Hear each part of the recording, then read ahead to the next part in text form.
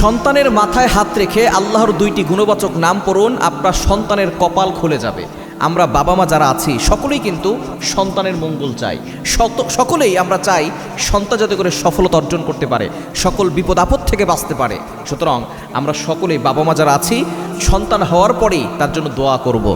কেননা বাবা মার দোয়া আল্লাহ তাআলা সাথে সাথে কবুল করেন। দুনিয়ার সকল আলেম মিলেও যদি দোয়া করে কারোর জন্য, সেই দোয়া কবুল হতেও পারে, নাও হতে পারে।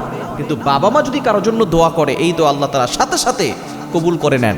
এই দোয়া আরশে আজিম চলে যায়, আরশে আজিমে গিয়ে নক করে, আল্লাহ তাআলা সাথে সাথে কবুল করে নেন।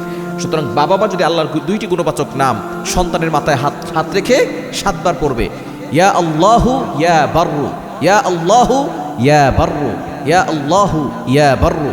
এটা যদি 7 বার করে পড়ে, ইয়া আল্লাহু 7 বার, ইয়া বাররু 7 বার পড়ে সন্তানের ফু দিয়ে দিবে, সন্তানের মাথায় ফু দিয়ে দিবে, সন্তানের মাথায় হাত বুলিয়ে দিবে, ওই সন্তানের কপাল খুলে যাবে।